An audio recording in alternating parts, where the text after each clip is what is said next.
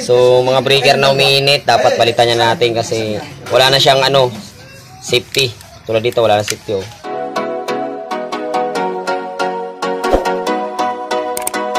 So magpapalit tayo ng breaker kasi talagang butas na guys. So ayan oh. So yun. For safety kasi ususunog ngayon eh. Ayan. Palitan na natin breaker. Tunaw na, butas na yung ano, nakikita nyo naman oh. So ito yung bagong papalit natin guys. So bagong bili natin. Ayan. So naka-ano pa, naka-plastic pa yan. Palitan natin ng bagong breaker. So dapat pag bumili kayo ng breaker, dapat 30 ampere din. Same ano, same ampere din dapat bilhin nyo. Conformis ano? Kung ano na, pwede nang... Ayan, 30 ampere. So 30 ampere din to. Asan ba yung ano nito? Ayan, so kakabit na natin guys. So cut muna natin video. Hey guys, so kinakabit na natin yung bagong breaker kasi umiinit na nga. So pakita pala natin yung ano, yung bagong breaker niya, tatak niya Royo. Ayan. Royo yung tatak. So quality po yan. Ayan. Makita mo yung brand new yan kasi makintab talaga. Ayan. So ito yung luma niya guys. Yan, so replace na talaga kasi ito guys, so nagkaroon na siya ng butas. Tapos yung ano niya, hindi na siya nag-automatic. Hindi katulad dito sa may pitik. Pag ano natin, yan o, may pitik siya. Patayin ko na. Oh, patik. Tapos ito yung isa wala na. So delikado ho to guys. So mga bahay, so ingat lang ho tayo lagi. Kaya ito nag-decide namin palitan kasi ito butas na nga ho ito. So ito na yung kinabit nating breaker.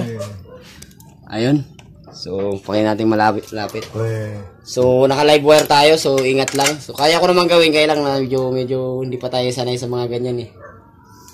Ang live wire. So ayun guys, so ingat lang kayo. Sige, let's go.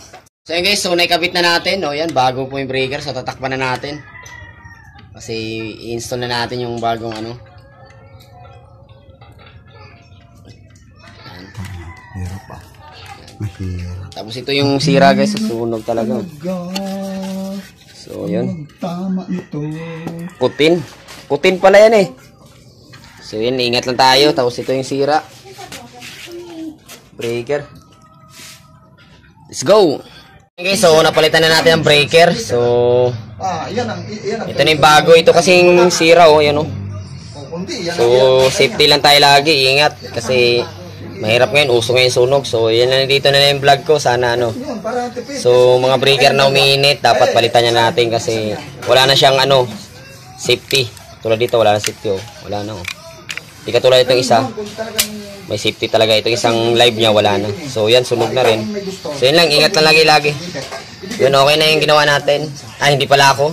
Yung pang Christian natin. Kasi Mechatronics kasi tayo guys. So hindi natin. Pero sa chlorine naman natin to. Kaya lang, wala tayong experience. Yun lang. So ingat kayo. Let's go!